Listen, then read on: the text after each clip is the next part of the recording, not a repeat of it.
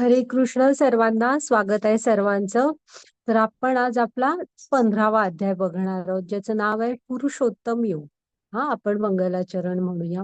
ओम अज्ञानतिमिरांधस्य ज्ञानांजन शलाकया चक्षुरुन्मीलितं येन तस्मै श्री गुरवे नमः.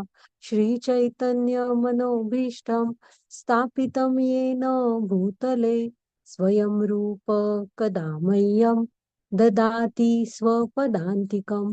वन्देऽहं श्रीगुरो श्रीयुत्पदकमलं श्रीगुरून् वैष्णवांच श्रीरूपं साग्रजातं सहगण रघुनाथान्वितं तं सजीवं साद्वैतं सावधूतं परिजनसहितं कृष्ण चैतन्य देवं श्रीराधाकृष्णपदान् सहगण ललिता श्रीविशाखान्वितांच. हे कृष्ण करुणा सिंधो दीनबंधो जगतपते गोपेश गोपिका कांत राधा कांत नमोस्तुते. तप्त कांचन गौरांगी राधे वृंदावनेश्वरी वृषभानुसुते देवी प्रणमामि हरिप्रिये. नमा ओम विष्णुपदाय कृष्णपृष्ठाय भूतले श्रीमते भक्ति वेदांत स्वामी इति नामिने. नमस्ते सारस्वते देवी गौरवाणी प्रचारिणे निर्विशेष शून्यवादी पाश्चात्य देश तारिणे. जय श्री कृष्ण चैतन्य प्रभु नित्यानंद श्री अद्वैत गदाधर श्रीवासादि गौर भक्त वृंद. हरे कृष्णा कृष्ण कृष्णा हरे हरे हरे राम राम राम हरे हरे. हरे कृष्णा कृष्ण कृष्णा हरे हरे हरे राम राम राम हरे हरे. तर स्वागत आहे सर्वांचं. आपण आपल्या प्रभुपाद स्वामींच्या चरणी प्रणाम करूया. पुन्हा नामानिष्ठ दास प्रभूजी ज्यांनी हा सुंदर उपक्रम सुरू केला त्यांना प्रणाम करूया. त्याच्यानंतर आमच्या मराठीच्या ग्रुप हेड पूजा माताजी यांना प्रणाम करते आणि आमच्या मराठीच्या पूर्ण टीमला. पुन्हा अन्वया माताजी ज्यांनी मला गीता शिकवली त्यांना प्रणाम करते. आणि तुम्ही सर्वजण पण वेळेत येता, तुम्हाला सर्वांना पण प्रणाम. हं? तर आपण काल 14वा अध्याय बघितला, गुणत्रय विभाग योग. मला सांगा कुठले 3 गुण बघितले काल आपण?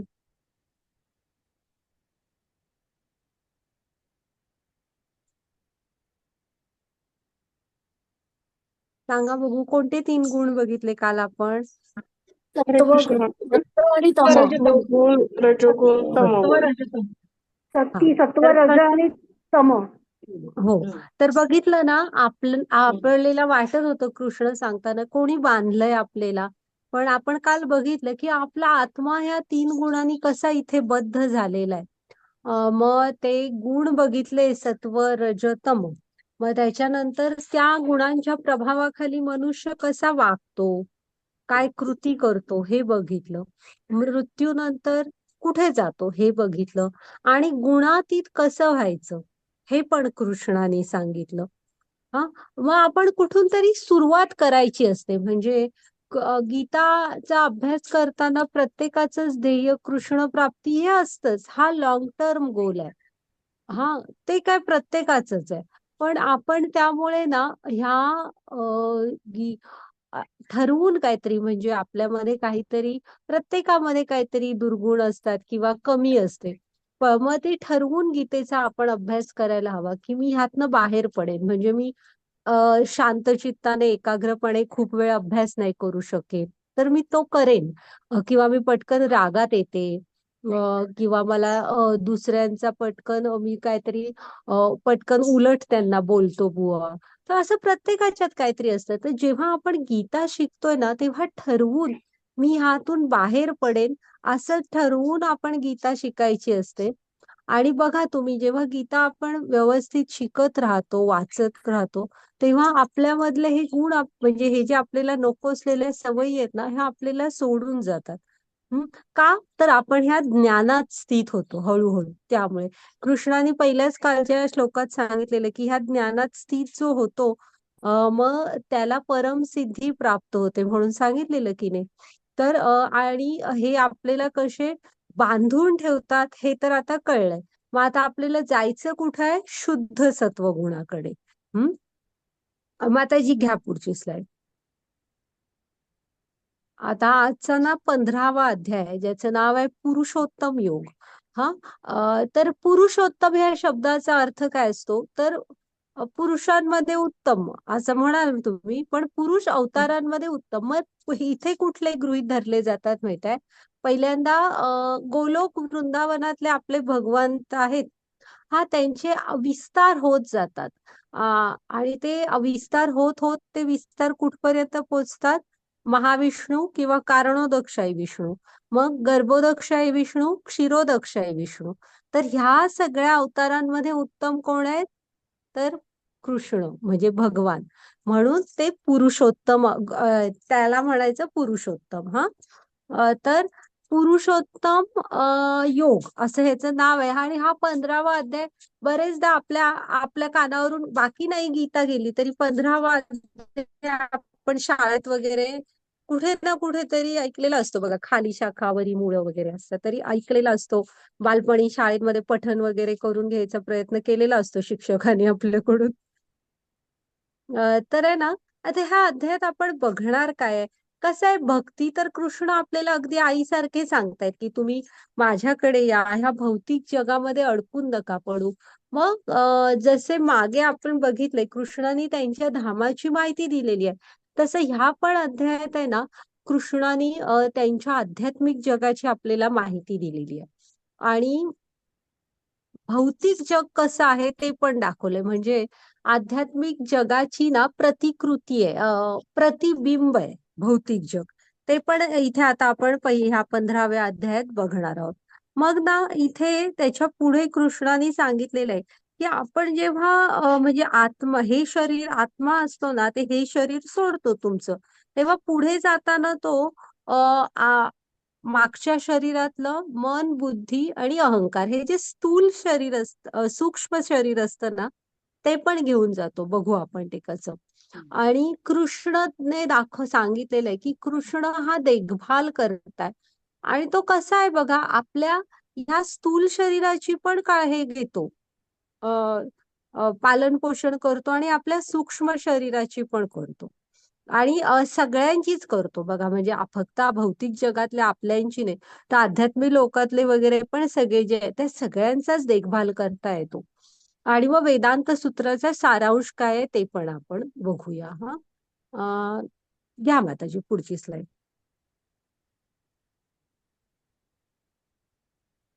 हा. तर आता इथे वाचा माताजी पहिला श्लोक. हो. श्रीभगवानुवाच ऊर्ध्वमूलमदशाखम् अश्वत्थं प्रावुरव्ययम् छन्दांसि यस्य पर्णानि यस्तं वेद स वेदवित्. हरे कृष्ण. हरे कृष्णा. हा. श्री भगवान म्हणाले, असा एक शाश्वत वटवृक्ष आहे ज्याचे मूळ वर आहे आणि शाखा खाली आहेत आणि पाने वैदिक मंत्र आहे. जो या वृक्षाला जाणतो तो वेदांना जाणतो. हरे कृष्णा. हरे कृष्ण.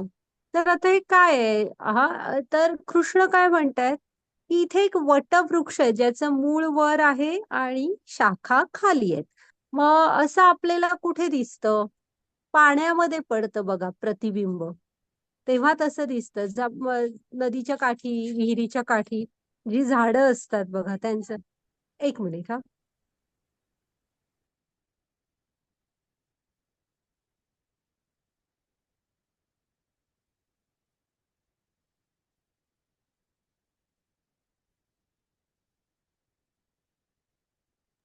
हरे कृष्ण. माताजी म्यूट आहे बघा.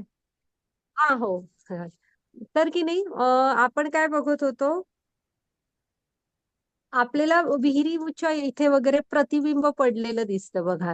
ज्या झाडांचं मूळ खाली दिसतं, म्हणजे सॉरी, मूळ वर दिसतं आणि तो आतमध्ये हे दिसतो त्याचा विस्तार. म्हणजे मग इथे आपण कसे आहोत माहित आहे? म्हणजे हे जे भौतिक जगत आहे म्हणजे आता समजा एक मुलगा आहे, नदीकाठी गेला आणि त्याला ना नदीच्या काठावर एक छान आंब्याचं डेरेदार झाड आहे. मग त्याने आला, तो प्रतिबिंबामध्ये बघायला लागला की इथे छान पाण्यात दिसतंय एक आंब्याचं झाड आहे, आंबे भरपूर लागलेत, मला आंबे खायचेत. मग त्याने मारली पाण्यात उडी आणि ओला झाला, हाताला तर काय लागला नाही, भिजला. परत काठावर आला, पुन्हा पाणी शांत झाल्यावर दिसायला लागलं.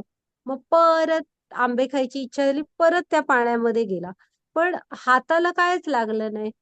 मग ना तिथे बसून एक माणूस बघत होता हे सगळं काठावर. मग तो त्याला मुलग्याला पण तो माणूस दिसला. मग तो मुलगा म्हणाला की तुम्ही मला हे काढून द्याल का, आंबे मला खायचेत. मग तो माणूस म्हणाला ठीक आहे, मी देतो तुला भरपूर आंबे, तू इथे बस.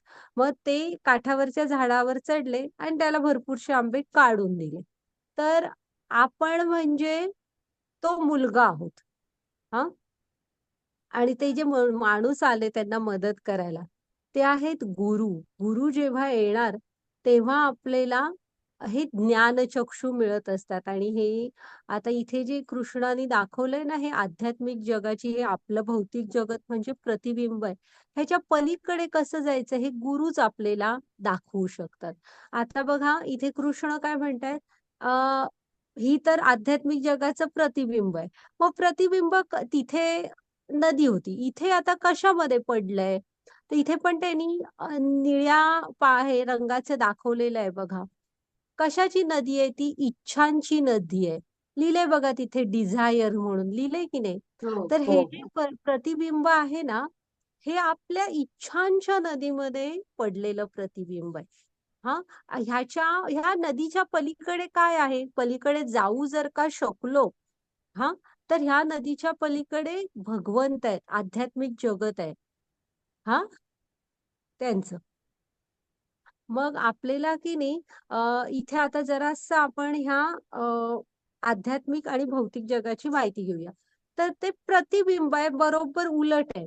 आता कृष्णांचं जे धाम आहे ना, तिथे बघा सगळेजण कृष्णांवर अवलंबून असतात. हे खूप चांगलं मानलं जातं. पण म्हणजे सगळीच जण कृष्णांवर पूर्ण अवलंबून असतात. पण आपल्या जगामध्ये आहे ना, ते अ, म्हणजे मुलं सुद्धा एका वयानंतर आई वडिलांजवळ राहिलीत, अवलंबून राहिलीत, तर समाज फारसा चांगला मानत नाही. हा, असं. त्या पुन्हा तिथं जे आहेत ना तिथे तुम्हाला शारीरिक त्रास नसतात किंवा जन्म मृत्यू जरा व्याधी असलं काय नाही. आपल्या इथे ते सगळं आहे. आणि तिथे कृष्णाच्या सुखासाठी, आनंदासाठी सगळीजण सगळं आनंदाने करत असतात. इथे आपण वेगाने स्वतःच्या इंद्रियांच्या सुखासाठी जे काय करतो स्वतःला सेंटरला ठेवून करतो, माझी इंद्रिय तृप्ती. तर असं हे प्रतिबिंब आहे. मग आता ना झाड हे वटवृक्ष आहे, हा हा एक. मग त्याची मूळ कुठं आहे, ब्रह्मलोक आहे ना, ते त्याचं मूळ आहे ब्रह्मा. कारण सुरुवात कुठून झाली आहे, ब्रह्मलोकापासून झालेली आहे ना. तर ही जी मुळं आहेत ना, त्यांना सॉरी, पानं जी आहेत ती काय आहेत, ह्याचे वेद मंत्र आहेत, वैदिक मंत्र आहेत बघा. आणि जो ह्या वृक्षाला जाणतो तो वेदांना जाणतो असं म्हटलेलं आहे, वेदविथ म्हटलंय. जो ह्या वृक्षाला जाणणार तो वेदांना जाणतो. हे पानं ही वैदिक मंत्र काय आहेत सांगा. तर वेदांमध्ये एक कर्मकांड नावाचा भाग येतो, ज्यामध्ये कर्म सांगितलेली आहेत की तुम्ही हे करा, म्हणजे चांगली कर्म, हा, तुम्ही असं दान करा, ही पूजा करा, हे व्रत करा, असं बरंच काय काय, अन्नदान करा, पाण्याचं पाणपोया वगैरे बांधा. मग हे कशासाठी, तुम्ही असं कराल तर उच्च ग्रहांवर जाल, म्हणजे स्वर्ग आणि त्याच्यावरच्या. हा, पण एक लक्षात येतं का तुमच्या, ह्यामुळे ना आपण अडकून मात्र इकडेच पडतो. म्हणजे तुम्ही जरी तो नियम आता आपण बघितलेला आहे की आपण जरी वरच्या ग्रहांमध्ये गेलो तरी पण जोपर्यंत पुण्य असतं तोपर्यंत तिथली सुख उपभोगू शकतो. जेव्हा पुण्य क्षीण होतं, संपतं, तेव्हा मग ते गोळा करायसाठी परत आपल्याला पृथ्वीवर जन्म घ्यावा लागतो. हा, त्यामुळे आपण अडकून तर इथंच पडलेलो आहे, कुठल्या ह्या भौतिक जगामध्ये. मग होतं फक्त एक करतो की आपण ह्या डहाळ्यांवरून इकडे तिकडे करू शकतो. मग आता ह्याचं जे मूळ आहे ना, मूळ ते आता कुठल्याही झाडाच्या मुळाला कशामुळे पोषण मिळतं, तर ते जमिनीतून पाणी आणि त्याचं अन्न ओढून घेतं. मग ह्या झाडाला पोषण कशामुळे मिळतंय सांगा? तर सत्व, रज आणि तम हे जे 3 गुण आहेत की नाही, ह्या गुणांमध्येच त्याला पोषण मिळत असतं. म्हणजे आता तुम्ही विचार करा, त्याला किती भरपूर पोषण मिळत असणार. कारण या गुणांच्याच प्रभावाखाली आपण सगळे आहोत आणि त्यामुळे त्याला ते पोषण मिळत असतं. हां. मग आता जी पुढची स्लाईड घ्या. पुन्हा ही जी ह्याच्या आता तुम्हाला लक्षात आलं बघा, की ही इच्छांच्या नदीमध्ये ते प्रतिबिंब पडलेलं आहे आणि ह्या वृक्षाचा आदी, मध्य, अंत काहीही कळत नाही आपल्याला कुणालाच. हां. आणि फक्त आपण काय करत असतो, तुम्ही चांगली कर्म झालीत आपली, तर थोडं मुळाकडे जरा तुम्ही झूम करा. हां. झूम केला तर तिकडे चांगले वरचे लोक आहेत बघा. स्वर्गलोक, तपलोक, महरलोक ते वरती आहे, मुळाकडच्या बाजूला तिकडे. हा, मग तिकडे जन्म घेतो. आणि जर का रजोमध्ये असलो, फळाशी खूप निगडत असलो, तर पृथ्वीवर राहतो. आणि अजून कर्म आणि पण खराब असतील, तर मग खालच्या योनींमध्ये जातो, पशु योनींमध्ये जातो, तिथनं आणि खालच्या लोकांमध्ये जातो. दिसतायत बघा ती. हा, थोडं झूम केलं तर तुम्हाला त्या झाडामध्ये दिसेल, वृक्षामध्ये. तर हा असा सगळा प्रकार आहे. मग आपल्याला आहे ना, ह्याच्या पलीकडे जायचंय. हा, आता ह्याच्या मुळं सांगितलं. मग ह्याच्या ज्या फांद्या आहेत ना, त्या हा, ह्याला फळं कुठली येतात सांगा? आ, धर्म, अर्थ, काम आणि मोक्ष ही ह्याची फळ आहेत. हा. आणि त्यामुळे ह्याचा असा भरपूर विस्तार होतच निघालेला आहे. मग आपण फक्त एकच, आता वैदिक मंत्र ही त्याचे पानं आहेत. त्यामुळे आपण ह्या मुळांनाही पोषण मिळतंय, फळं पण त्याला भरपूर येत आहेत, असं झालेलं आहे. मग हा नुसता वाढलेला असाय, ज्याचा आदी, मध्य आणि अंत काहीही कळत नाहीये. हा. मग आता ह्याच्या पलीकडे जर का गेलो, तर तिकडे दिसतंय बघा तुम्हाला कृष्णांचं गोलोकधाम. किती सुंदर आणि छान आहे बघा, जिथे कृष्ण गोविंद रूपात दिसतायत का तुम्हाला सगळ्यांना कृष्ण? मग आता ही मधली इच्छांची नदी कशी पार करायची? बघूया. हा, घ्या माताजी पुढची स्लाईड.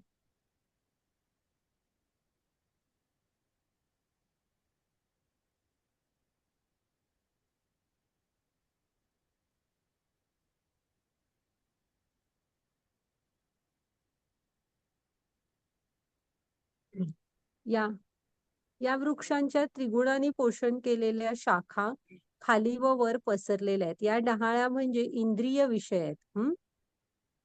फांद्या म्हणजे त्याचे इंद्रिय विषय आहेत. म्हणजे ते आपल्याला तर किती इंद्रिय विषय सापडत असतात बघा.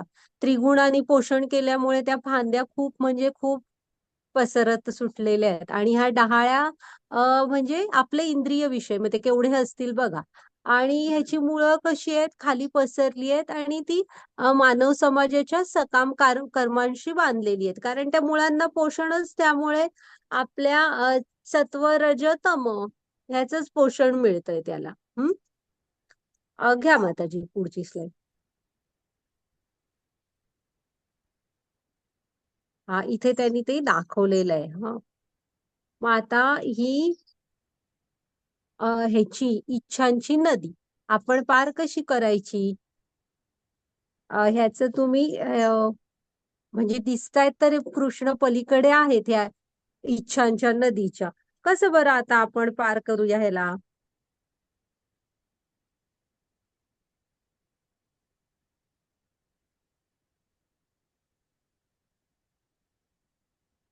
रज, सत्व, तम गुणांनी आपण हो, दूर गेलो पाहिजे. या वृक्षाचे वास्तविक रूप या जगतात अनुभवता येत नाही. याचा आदी, अंत, आधार कोणही जाणू शकत नाही. परंतु मनुष्याने खोलवर गेलेल्या या वृक्षाला निश्चयाने आणि अनासक्ती रूपी शस्त्राद्वारे छेदून टाकले पाहिजे. त्यानंतर मनुष्याने असे स्थान शोधावे की ज्या ठिकाणी गेल्यावर पुन्हा परतावे लागणार नाही. ज्या परमपुरुषाकडून अनादी काळापासून सर्व गोष्टींचा प्रारंभ आणि विस्तार झालाय, त्या परमपुरुषाला या ठिकाणी शरण गेले पाहिजे. तर आहे ना, आता हा वृक्ष कसा आहे, ज्याचा आधी मध्य अंत काही कळत नाही, मग हा पार कसा करणार आपण? तर तुमच्याकडे निश्चय आणि म्हणजे तुमच्याकडे अनासक्ती म्हणजे ज्ञान आणि वैराग्य ही ती दोन शस्त्र आहेत. हा, तर तुमच्याकडे ती यायला हवीत. अनासक्ती हवी, आपल्यामध्ये वैराग्य यायला हवं. हा, तर आपण ह्या इच्छांच्या नदीला पार करू. त्यामुळे कुठल्या दोन शस्त्रांनी म्हणजे ह्या नदी ओलांडू शकतो आपण? तर ज्ञान आणि वैराग्य. इथे निश्चय लिहिलंय, पण निश्चय तो कधी येणार आपल्यामध्ये? जेव्हा आपल्यामध्ये ज्ञान असणार. त्यामुळे ज्ञान आणि वैराग्य ही ती दोन शस्त्र आहेत किंवा अनासक्ती, ज्याने आपण ही नदी ओलांडू शकतो. आणि त्या कृष्णांना आपण शरण जायला पाहिजे. मग कृष्णांना शरण गेलो आणि ही नदी पार करून एकदा त्यांच्या धामात गेलो की मग पुन्हा इकडे परतावं लागत नाही. घ्या माताजी पुढची स्लाइड.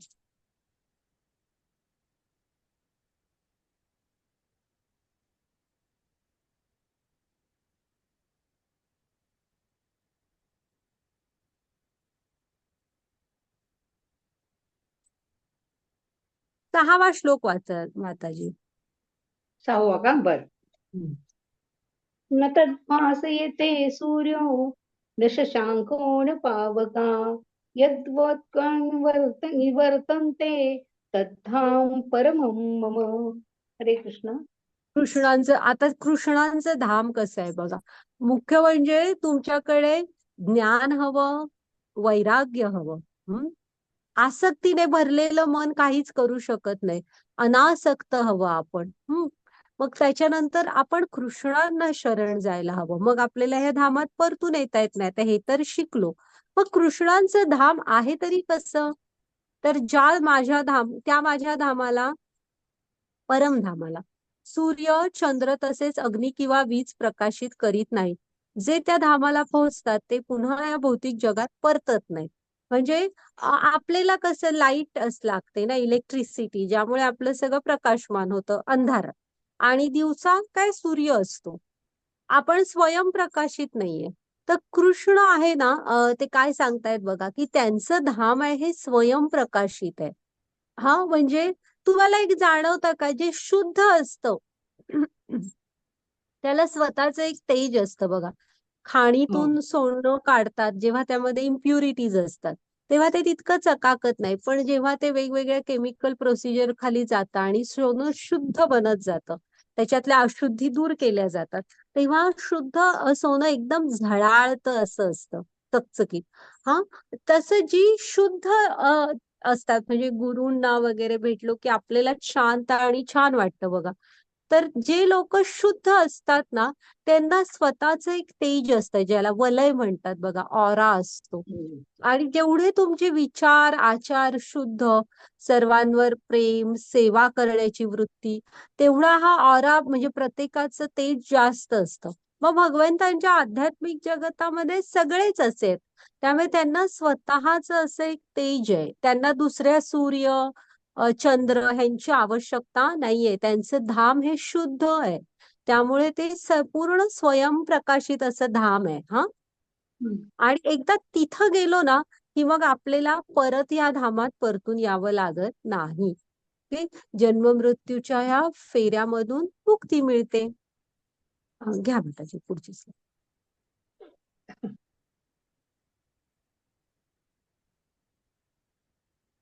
7वा श्लोक माताजी. ममेवांशो जीवलोके जीवभूतः सनातनः मनश्चेष्टानींद्रियाणि प्रकृती स्थानी कर्षति. हरे कृष्ण. हरे कृष्ण. बद्ध जगातील जीव हे माझे सनातन अंश आहेत. बद्ध जीवनामुळे ते मनासहित 6 इंद्रियांशी कठीण संघर्ष करीत आहेत. हरे कृष्ण. आता आपलं जगत कसं आहे बघा.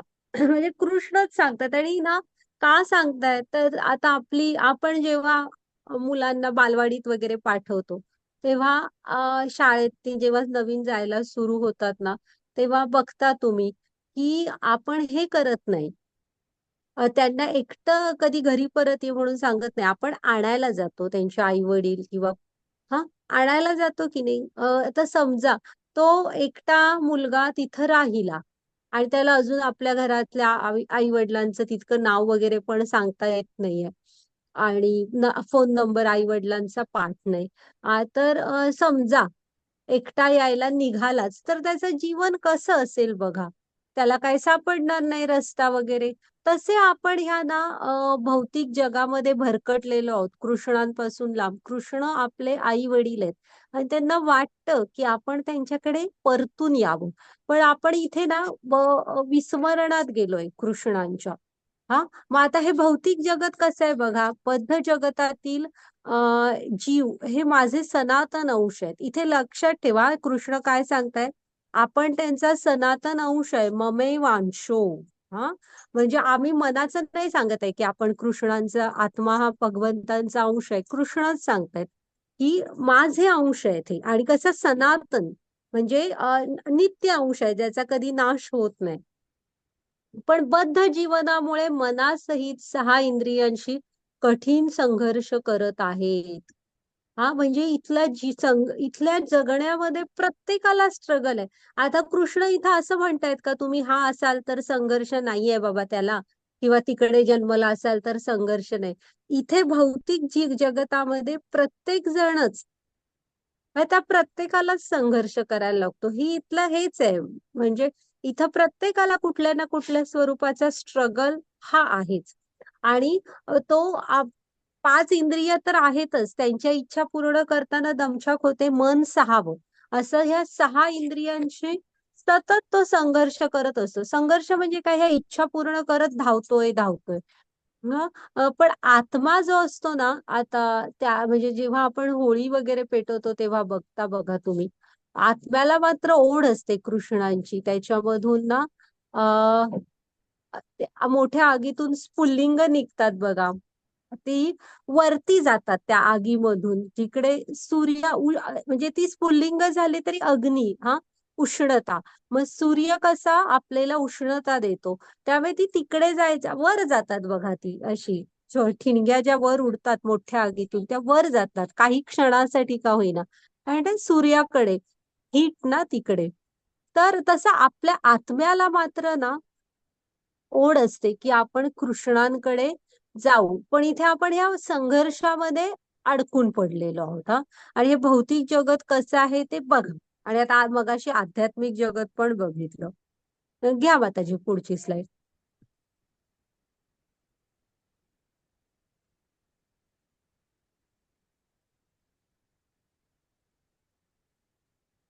आठवा श्लोक माताजी. शरीराणि यद्वाप्नोति यच्चाप्युत्क्रामतीश्वर गृहीत्वैतानि संयाति वायुर्गंधानि वाशयात्. हरे कृष्ण. हरे कृष्ण. ज्याप्रमाणे वायू आपल्या बरोबर गंध घेऊन जातो, त्याचप्रमाणे भौतिक जगतातील जीव आपल्या बरोबर जीवनातील विविध संकल्पना एका देहातून दुसऱ्या देहात घेऊन जातो. अशा रीतीने तो एक प्रकारचा देह धारण करतो. पुन्हा दुसरे शरीर धारण करण्याकरता पहिल्या देहाचा त्याग करतो. हरे कृष्ण. तर आता तर कळलं की कृष्णाला त्यामुळे वाटतंय की आपण त्याच्या धामामध्ये परतून यावं. मग इथे थोडं ना कृष्णाने ह्या अध्यायामध्ये आपल्या आत्म्याचं म्हणजे मृत्यूनंतर कसं होतं ते काय सांगितलंय बघूया. म्हणजे जेव्हा ह्या शरीराचा एका शरीराला सोडून आत्मा पुढे जातो ना, तेव्हा तो एकटा जात नाही पुढे. तर तुम्ही तुमच्या ह्या शरीरातली तुमचं ज्या इच्छा, म्हणजे सूक्ष्म शरीर कशाने बनलंय, मन, बुद्धी आणि अहंकार. मग ह्या मनाच्या सततच्या ज्या इच्छा आहेत त्याप्रमाणेच मग ते आपल्याला पुढचं शरीर बनतं. आणि तसंच म्हणजे तर आता समजा एखादाचं वागणं असं आहे की सगळं माझं आहे, इथे मला कोण आलेलं चालत नाही माझ्या प्रॉपर्टीमध्ये. त्याचं अगदी बारीक लक्ष असतं, नाही पाय सुद्धा कोणी माझ्या प्रॉपर्टीमध्ये ठेवता नाही वगैरे, अशी वृत्ती असेल तर मग पुढचं शरीर बरेचदा कुत्र्याचं वगैरे मिळतं. म्हणजे कसं की ज्याची तेवढीच इच्छा आहे ना, फक्त देखभाल ह्याचीच करायची आहे, राखणदारीच करायची आहे, तर मग ती इंद्रिय जास्त म्हणजे त्यांना सूक्ष्म हालचाली पण जाणवतात. त्यांचे कान तीव्र असतात आणि नजर तीव्र असते. पुन्हा नाक खूप हे असतं, त्याला वास पटकन येतो, लगेच कळतं बाहेरचं कोण आलंय वगैरे का, असं. म्हणजे ना हा प्रवास साधारण कसा आहे माहित आहे, तुम्ही एखाद्या असं चाफ्याचं वगैरे मोठ्या वृक्षापासून खालून आपण चालत गेलो पुढे, किंवा कुठला तरी मोठा फुलांचा छान असा वास येणारा, सुगंध येणाऱ्या वृक्षाच्या खालून आपण गेलो, तरी तो झाड मागे राहिलं, तरी पण बघा तो सुगंध असतो, तो हवेबरोबर थोडं अंतर पुढे येत राहतो, येतो की नाही. तसंच आहे हे, की आत्मा जेव्हा एक शरीर सोडतो, तेव्हा स्वतःबरोबर ना तुमचं सूक्ष्म शरीर घेऊन जातो. त्यामुळे तुमच्या मन, बुद्धी, इंद्रिय म्हणजे अहंकार, ह्यामध्ये ज्या इच्छा आहेत तसं ते पुढचं शरीर आपल्याला मिळत असतं. हा, माताजी पुढची स्लाइड घ्या. म्हणजे ह्या जीवनातल्या तुमच्या ज्या विविध संकल्पना आहेत त्या ह्या एका देहातून पुढच्या देहात जातो. ह्या भौतिक शरीर म्हणजे हे जे आपल्याला दिसतं ना स्थूल शरीर, ह्याचा तो त्याग करतो. हे बघा आता वाचा. हरे कृष्ण. अशा प्रकारे अशा प्रकारे जीव दुसरे स्थूल शरीर धारण करून मनाशी केंद्रित झालेले कान, नेत्र, जिव्हा, नाक आणि स्पर्श इत्यादी विशिष्ट प्रकारची इंद्रिय प्राप्त करतो. अशा रीतीने तो एका विशिष्ट प्रकारच्या इंद्रिय विषय समूहाचा उपभोग करतो. हरे कृष्ण. हा, म्हणजे ना आपलं हे शरीर पहिलं सोडतो, पण दुसरं शरीर धारण करताना आहे ना, हे तुमच्या ज्या मनामध्ये ज्या म्हणजे सूक्ष्म शरीरामध्ये ज्या इच्छा होत होत्या, तसंच पुढच्या शरीरामध्ये इंद्रिय प्राप्त करतो तुम्ही.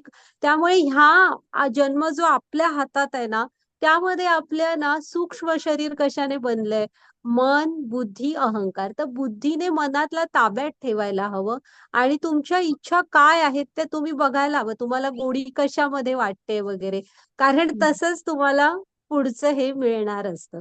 इंद्रिय तुमची तशीच बनत असतात. घ्या माताजी पुढची स्लाइड. म्हणून त्यांनी ते उदाहरण दिलेलं आहे, की मगाशी मी म्हटलं ना, एखाद्या गार्डनच्या शेजारून जाताना वगैरे पण सुगंध आला तर तो गार्डन पास झालं तरी सुद्धा तिथल्या ह्यांचा छान फुलांचा वास थोडं अंतर पुढे येत राहतो. तसाच आत्मा पण तुमचं मागच्या शरीरातलं सूक्ष्म शरीर बरोबर घेऊन जातो. तशा टाईपच आपल्याला ते पुढचं शरीर मिळतं. त्यामुळे हे सगळं आपल्या इच्छांवर अवलंबून आहे. ओके, मग आता वाचा माताजी. उत्क्रामन्तं स्थितं वापि भुञ्जानं वा गुणावितं विमूढानानुपश्यन्ति पश्यन्ति ज्ञानचक्षुषा. हरे कृष्णा. हरे कृष्णा. जीव आपल्या देहाचा त्याग कसा करतो, तसेच प्राकृतिक गुणांच्या प्रभावामुळे तो कोणत्या प्रकारच्या देहाचा उपभोग घेतो, हे मूर्ख लोक जाणू शकत नाही. परंतु ज्याला ज्ञानचक्षु आहेत तो हे सर्व पाहू शकतो. हरे कृष्णा. हा, मग आता आहे ना, हा जो प्रवास आहे असा, कृष्ण काय म्हणतायत, मूर्ख लोक आहेत जे अज्ञानात आहेत त्यांना दिसणार नाही. हा, पण जे ज्ञानचक्षु ज्यांच्यामध्ये डेव्हलप झालेले आहेत त्यांना कळतं की हे मनुष्य सध्या कुठल्या गुणाच्या प्रभावाखाली आहेत, कसे वागतायत आणि पुढचं कुठलं शरीर ह्यांच्यासाठी तयार असणार आहे. मग त्यांनी इथं उदाहरण दिलंय, आता आपली गाडी समजा चालवताना अचानक थांबली तर आपण बोनेट वगैरे उघडून जरा बघू काय झालंय गाडीमध्ये, पण तितकं काय कळणार नाही. पण तेव्हा तीच गाडी जेव्हा आपण किंवा दुसरा काहीतरी गाडीला प्रॉब्लेम असेल, मग आपण ती गाडी मेकॅनिक कडे जेव्हा घेऊन जातो, तेव्हा गॅरेज मध्ये गाडी थांबवतानाच मेकॅनिकला आवाज ऐकून सुद्धा अंदाज आलेला असतो की गाडीमध्ये नक्की कुठे काय प्रॉब्लेम झाला असेल, आणि तो लगेच तो प्रॉब्लेम ओळखतो की काय झालं असेल थोडं बघून वगैरे, का बाय त्याला त्यातली माहिती आहे.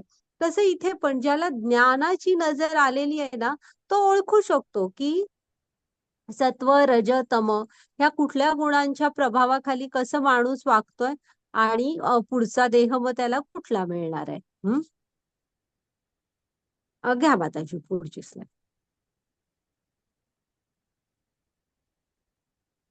हरे कृष्णा. प्रयत्न करणारे आत्मसाक्षात्कारी योगीजन हे सर्व स्पष्टपणे पाहू शकतात. परंतु ज्याचे मन अविकसित आहे आणि ज्यांना आत्मसाक्षात्कार झालेला नाही, ते प्रयत्न करूनही काय घडत आहे हे जाणू शकत नाही. अखिल जगताचा अंधकार नाहीसे करणारे सूर्याचे तेज माझ्यापासून उत्सर्जित होते आणि चंद्राचे वागणीचे तेज माझ्यापासून उत्सर्जित होते. हरे कृष्णा. हा मग ना आत्मसाक्षात्कारी योगीजन हे सर्व स्पष्टपणे पाहू शकतात.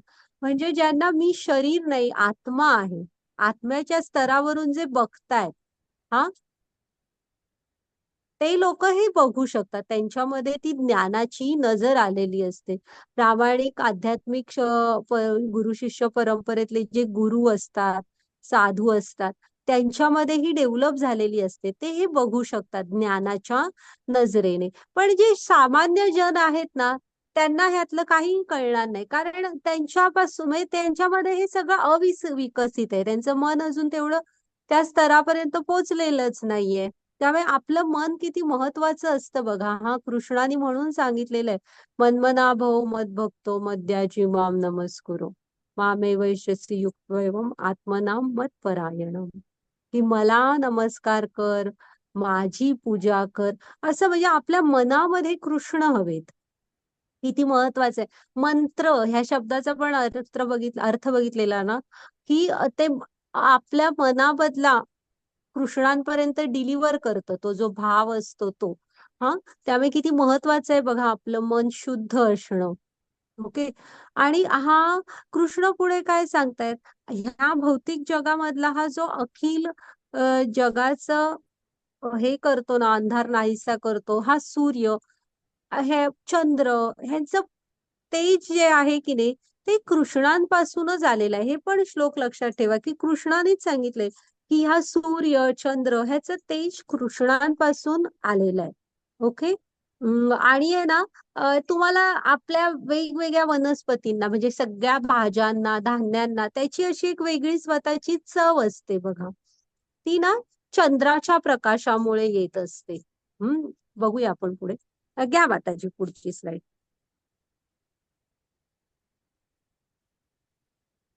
13वा श्लोक वाचा माताजी. हरे कृष्णा.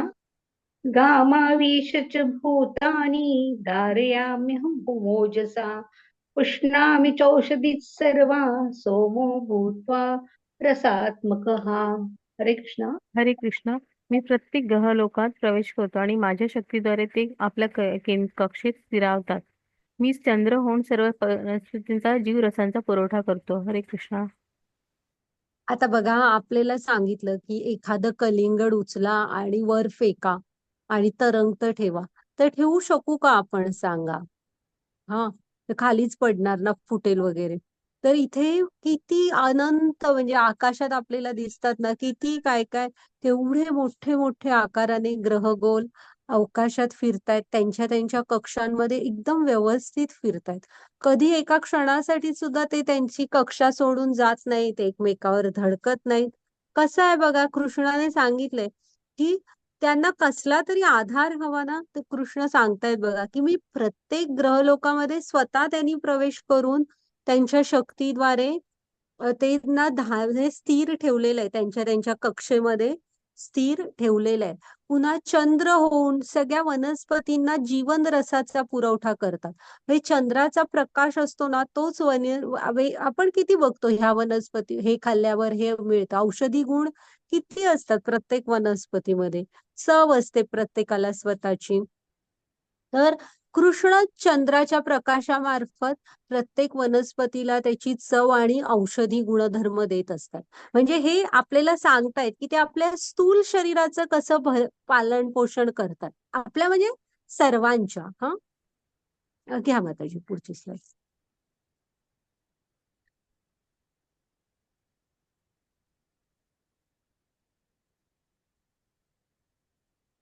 वाचू का? 14वा श्लोक. अहं वैष्णव नरो भूत्वा प्राणिनां देहमाश्रितः प्राणापान समायुक्त पंचामन्यम चतुर्विधम. हरे कृष्ण. हरे कृष्णा. सर्व प्राणीमात्राच्या देहामधील जठराग्नी मी आहे आणि 4 प्रकारच्या अन्नांचे पचन करण्याकरता मी प्राण व अपान वायूशी संयोग साधतो. हरे कृष्णा.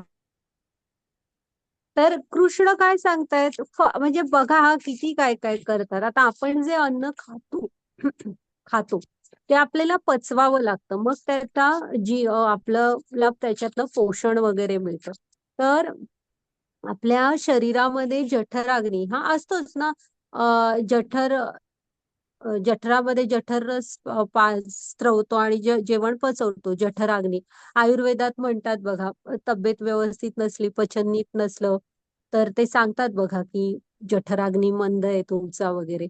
आणि जठराग्नी मंद असला की तुम्हाला पोषण मिळत नाही, पचूच शकत नाही ना जेवण. मग कृष्ण काय सांगतायत की ते स्वतः जठराग्नी बनून 4 प्रकारच्या अन्नाचं पचन करतात. हा. आणि त्याच्यासाठी शरीरामध्ये जे वायू आहेत त्यातल्या प्राण आणि अपान वायूशी संयोग साधून ते ह्या जठराग्नीने अन्न पचवतात. 4 प्रकारचं म्हणजे अन्न म्हणजे जे आपण हे चावतो, चोखतो, पितो आणि गिळतो असं. हं? हे 4 प्रकारचं. त्यामुळे आपण ह्याच्यात पण सांगितलं बघा, वदनी कवन घेता नाम घ्या श्री हरीचे. हा. सहज हवन होते नाम घेता फुकाचे, जीवन मिळे जीवित्वा अन्न हे पूर्ण नाही ब्रह्म. पूर्ण ते एक ब्रह्म. लक्षात ठेवा. तिसऱ्या अध्यायात सांगितले, तिसऱ्या ह्याच्यात आपण बघितलेलं की अन्न हे पूर्ण ब्रह्म आहे. आणि उदरभरण नोहे जाणी जे यज्ञ कर्म. यज्ञ समजा म्हटले, ते तुम्ही अन्न खात आहे, यज्ञात आपण काय पण घालत नाही, तसं खाताना पण व्यवस्थित खा. हर एक घास कृष्णाला अर्पण करतोय, कारण कृष्ण तो अन्न पचवतात. बरोबर. यज्ञ कर्म समजा म्हणून सांगितलेलं आहे.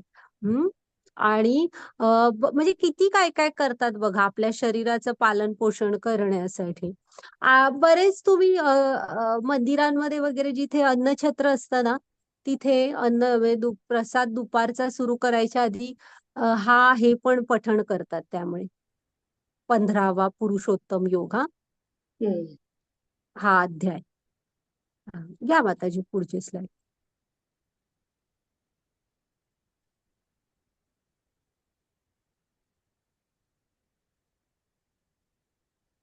वाचा माताजी 15वा श्लोक. हो.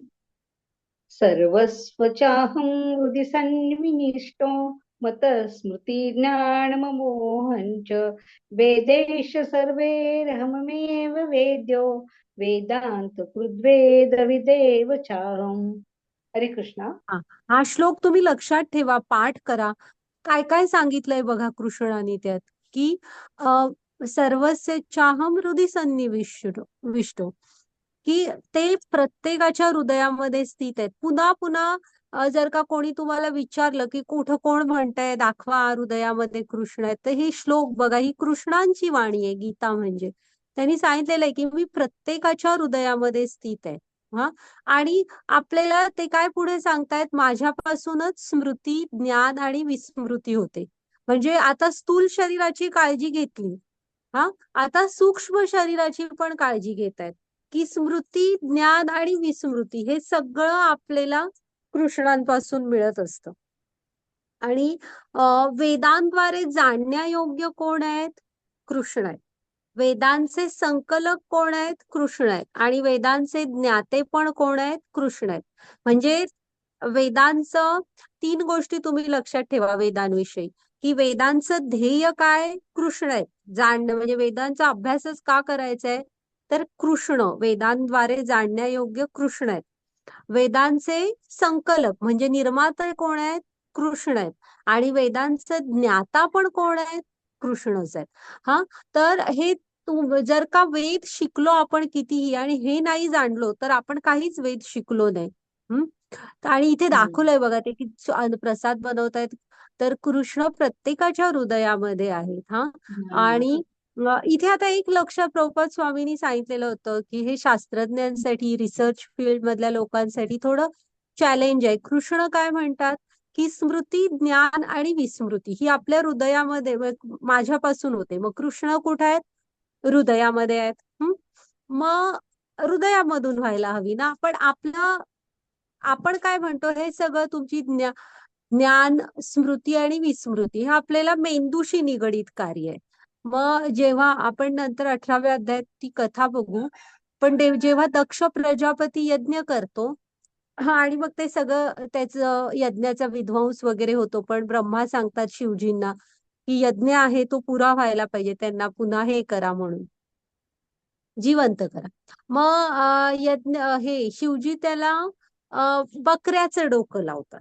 हा, तरी पण त्याला आपली सगळी म्हणजे लक्षात असतं आपण काय केलं, कसं वागलो. तो शंकरांची माफी मागतो आणि पश्चाताप म्हणून काशी क्षेत्रामध्ये जाऊन ओम नमः शिवायची जप करत, म्हणजे तपश्चर्या करत पुढचं जीवन घालवतो. मग आता त्याचं डोकं तर गेलं होतं, त्या जागी आलं होतं बकऱ्याचं डोकं, पण तरी पण त्याला सगळी स्मृती होती.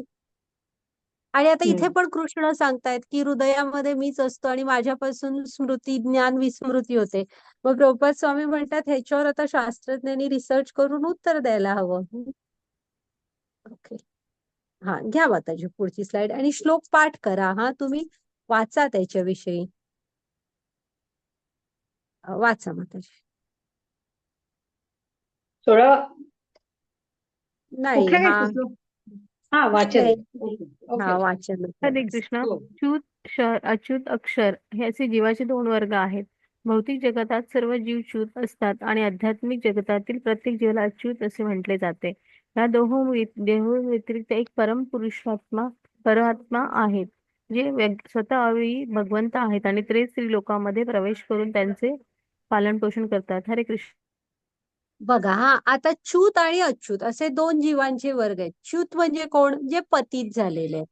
हा, काहीतरी होऊन इच्छांच्या मागे लागलोय, पतित झालोय म्हणून आपण ह्या भौतिक जगात आहोत. आणि अच्युत म्हणजे कोण? जे आध्यात्मिक लोकात असतात, ते शुद्ध भक्त. हा, असे 2 जीवांचे वर्ग आहेत. मग कृष्ण काय सांगतायत, तुम्ही च्युत असा किंवा अच्युत असा, ह्या सगळ्यांचं म्हणजे पालन पोषण ह्या त्रिलोकांमध्ये हे करून, प्रवेश करून ह्या सर्वांचं पालन पोषण कृष्णच करतात. का, आणि खालच्या अध्याय श्लोकात म्हटलंय बघा की च्युत आणि अच्युत ह्याच्या व्यतिरिक्त परमपुरुष परमात्मा आहेत. कोण? कृष्ण, जे अव्ययी भगवंत आहेत. हा, तर तेच त्रिलोकांमध्ये प्रवेश करून त्यांचे पालन पोषण करतात. म्हणजे तुम्ही च्युत असा किंवा अच्युत असा, कृष्ण तुमचं दोघांचंही पालन पोषण करतात. हा, घ्या माताजी पुढची स्लाइड.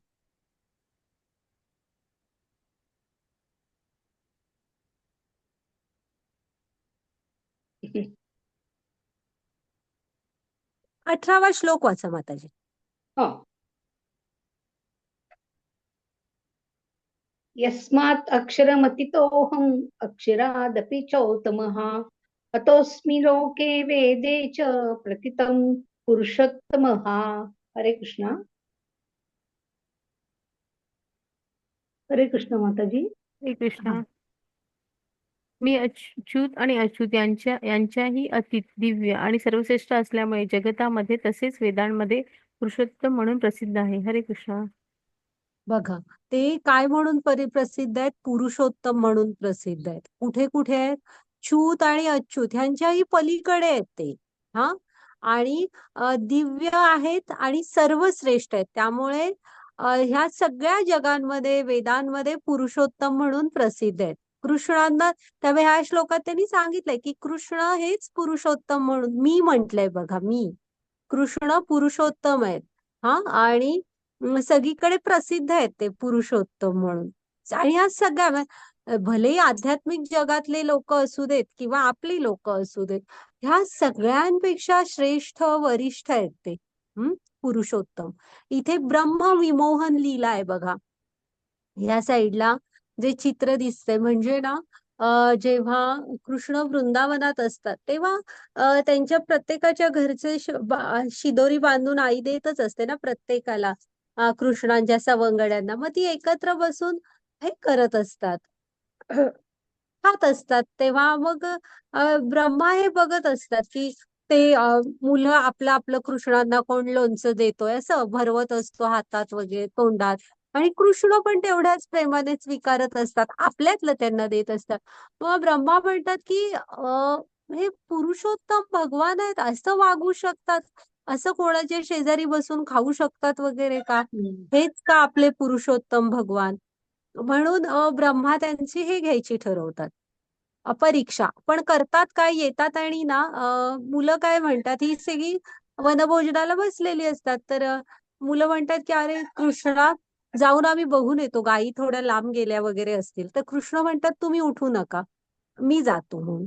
आणि कृष्ण तिकडे जाऊन बघतात तर गायी गायब झालेल्या असतात, ब्रह्मानी केलेल्या असतात. आणि इकडे येतात आणि बघतात तर ते मित्र गोप सखे पण हे झालेले असतात, गायब. मग कृष्णांना तर ते काय तर त्रिकाल ज्ञानी आहेत कळतं. मग ते आपल्या योगमायेने परत ते होत्या तशा त्या गायी आणि हे सखे तयार करतात. आणि मग ती संध्याकाळी घरी वगैरे जात असतात, असा काळ जातो. मग ब्रह्मा म्हणजे ब्रह्मांना जाणवत, आता ब्रह्मानी केलेल्या लीलेला त्यांनी एवढ्या सहज होते तशी सगळी तयार केली म्हटलं. मग ब्रह्मांना कळतं की हे खरंच पुरुषोत्तम भगवान आहेत. आणि ब्रह्माना त्यांची हे मागायला येतात, माफी मागायला येतात त्यांच्याकडे, क्षमा. आणि तेव्हा ती ब्रह्मविमोहन लीला म्हणजे ना, त्यांना समोर एक बाळकृष्ण म्हणजे कृष्ण दिसत असतात आणि जिकडे म्हणून बघतात चहूकडे फक्त त्यांना कृष्ण दिसत असतात, चहू बाजूला. हा, मग ह्याला म्हणतात ब्रह्मविमोहन लीला. मग ते ब्रह्मानी स्तुती वगैरे केलेली आहे, प्रार्थना करतात आणि क्षमा मागतात, मग कृष्ण त्यांना क्षमा करतात. हा, तर त्या असे हे पुरुषोत्तम आहेत बघा, ब्रह्मांना पण ओळखता नाही आलं. त्यांचे शुद्ध भक्त असतात ना, तेच त्यांना ओळखू शकतात. आणि इथे तर ब्रह्मा पण फसले. आणि दुसरी एक गोष्ट लक्षात ठेवायची, आपल्याला परीक्षा बघायची तर कृष्णांची बघायची.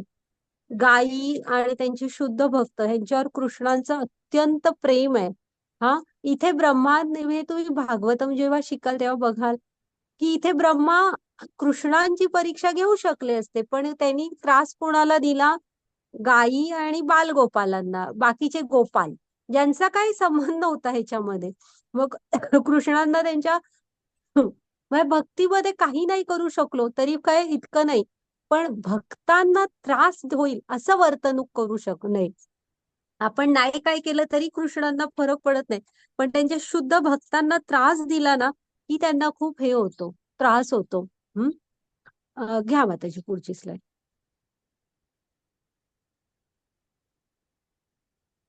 आता इथे या स्लाइड्स आहेत. जेव्हा आपण देवी देवतांच्या म्हणजे आपण भागवतम मध्ये कथा बघतो ना, तेव्हा आपण देवी देवतांना जरी शरण गेलो तरी ते जेव्हा संकटात सापडतात तेव्हा ते क्षीरसागरावर विष्णूंकडेच जात असतात. हा, देवी देवता स्वतः पण. त्यामुळे आपण कृष्ण, आणि तुम्ही लक्षात ठेवा, जर का तुम्ही कृष्णांची सेवा कराल, भक्ती कराल, तर ते सांगितलं ना, झाडाच्या मुळाशी पाणी घातलं की सगळं झाड सुंदर डेरेदार राहणारच ना. त्यामुळे तुमचे कुलदैवत आणि सगळे सगळे खूप आनंदी, पूर्वज वगैरे आनंदी राहणार की आपलं कोणतरी भक्त झालं, भागवत गीता ह्यांसारख्यांचं श्रवण कीर्तन काहीतरी करतंय वगैरे असं. घ्या माताजी, म्हणजे अजिबात विचार असा करू नका, त्यांची सेवा करा, करायचे ते सगळं. पण असा विचार करू नका की कृष्णांची केली तर त्यांना राग येईल का, बिलकुल येत नाही, उलट आनंद होतो. म्हणजे ते एखाद्या कंपनीच्या मालकालाच तुम्ही खुश केलात तर खालचे मॅनेजर वगैरे आनंदी होणारच ना, बाबा ह्याने तर मालकालाच खुश करून टाकलं. कारण मालक काय सगळ्यांवरच आनंदी असणार मग. हा, इथे पण बघा, ब्रह्मा कुणाचं ध्यान करतायत? विष्णूंचं करतायत. पुन्हा हे इथलं जे आहे ना, ही माता पार्वती आणि शंकर, तर ते अमर कथा सांगतायत. म्हणजे अ, ते असत हे अमरनाथ गुंफेमध्ये शिवलिंग तयार होतं बघा, तिथे बसून शंकर पार्वतीला अमर कथा सांगवते. अमर कथा म्हणजे कुठली? भगवंतांची कथा, कृष्णांची, भागवतम वगैरे सांगत होते. हा, म्हणून ती अमरनाथची अमर कथा सांगवते, तिथे भगवंतांच्या कथा सांगत होते. ओके. घ्या माताजी पुढची स्लाइड.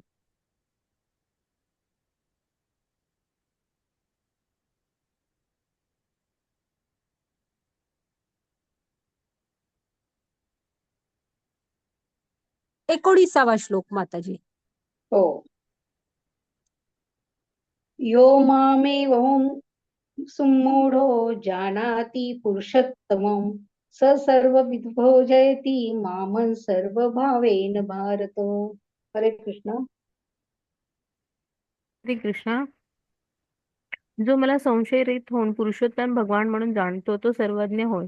म्हणून हे भारता तू माझ्या भक्तीमध्ये पूर्णपणे संलग्न होतो. हरे कृष्ण. मग जेव्हा आपण ना गुरूंच्या सानिध्यात येतो, जेव्हा खरं ज्ञान मिळतं, तेव्हा आपण संशयरहित होऊन कृष्णांना पुरुषोत्तम भगवान म्हणून जाणू शकतो. काय म्हणून जाणायचंय तेही सांगितलंय, की एकतर तुम्ही संशयरहित व्हायला हवं, पुन्हा मग डळमळीत राहायचं नाही. पूर्ण प्रेम, पूर्ण शरणागती, संशयरहित होऊन भगवंतांना पुरुषोत्तम भगवान म्हणून जाणायला पाहिजे. त्याला कृष्ण सर्वज्ञ म्हणतायत बघा. आणि जेव्हा आपण हे जाणतो तेव्हा आत्म्याचा आनंदच तो आहे. त्यामुळे आपण भक्तीमध्ये तर संलग्न होतोच. कृष्णांच्या भक्तीमध्ये पूर्ण स्वतःला जोडून घेतो. इथे पण आहेत बघा शंकर पार्वतींना हेच सांगतायत. ते शंकर नेहमी पार्वतींना आणि त्यांच्या पूर्ण हेनाच म्हणून ते कुटुंब कसं आहे बघा. शंकरांना आदर्श गृहस्थ मानलं जातं. तर हम्म. नेहमी हरी कथा सांगत असतात. ओके. घ्या माताजी पुढची स्लाइड. हरे कृष्ण. हे निष्पाप अर्जुना, हा वैदिक शास्त्राचा परमगुह्य गाभा आहे. तो आता मी तुला प्रकट केला आहे. जो कोणी हे जाणेल तो बुद्धिमान होतो आणि त्याच्या प्रयत्नाद्वारे सिद्ध होतो. हरे कृष्ण.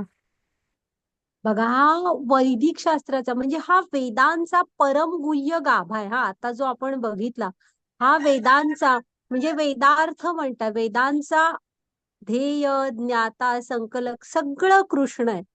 आणि हाच वेदांचा परमगुह्य गाभा आहे. कॉन्फिडेन्शियल म्हणून लिहिलंय बघा तिथे, जो आता कृष्णाने आपल्याला सांगितलेला आहे. आणि जो बुद्धिमान हे जाणेल तो सिद्ध होतो. सिद्ध म्हणजे काय, कृष्णांशी जुळला जातो.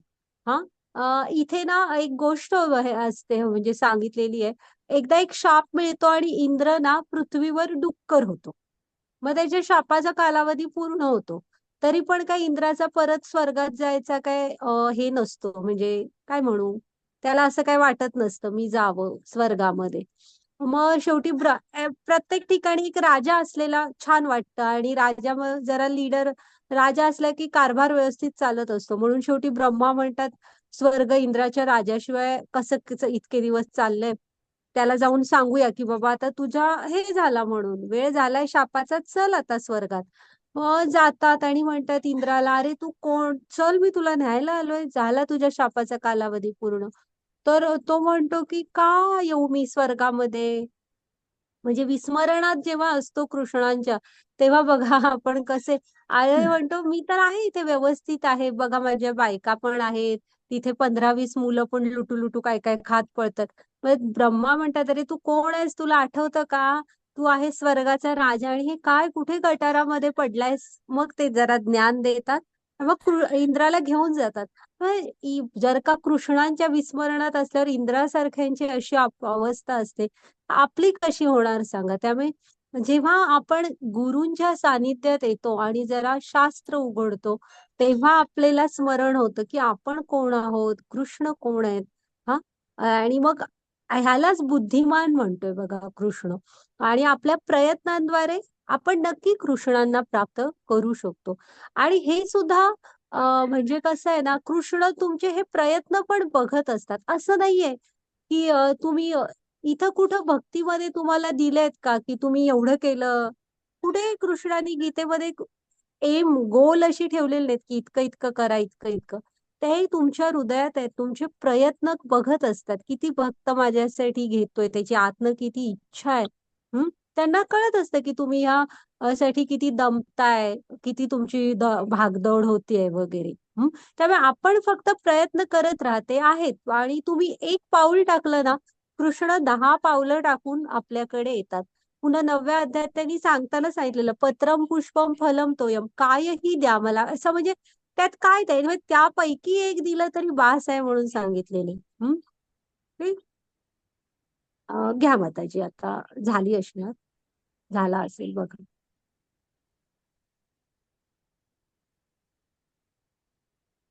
हो, तर आपण बघितलं की भौतिक जगत आणि आध्यात्मिक जगत कसं आहे. पुन्हा मग स्थलांतर म्हणजे आत्मा हे शरीर सोडून पुढच्या शरीरात जाताना तुमचं सूक्ष्म शरीर घेऊन जातो. त्यामुळे मन, बुद्धी, अहंकार ह्याने बनलेलं असतं आपलं सूक्ष्म शरीर. मग त्याच्यामध्ये तुमच्या मनामध्ये ज्या इच्छा आहेत त्याप्रमाणेच पुढचं शरीर बनत असतं. मग कृष्ण कसा आपल्या स्थूल शरीराचा, सूक्ष्म शरीराचा देखभाल करतो हे बघितलं आणि तो सगळ्यांच्याच म्हणजे आध्यात्मिक लोकांच्या पण आणि भौतिक लोकातल्या पण सगळ्यांची देखभाल करतायत. पुरुषोत्तम आहेत ते हा. मग वेदांत सूत्राचा सारांश बघितला. ओके. झाला आपला हा अध्याय झाला. माताजी हे करा, तुम्ही करू शकता रेकॉर्डिंग स्टॉप. कोणाला काही शंका असली तर विचारा तुम्ही. हरे कृष्ण.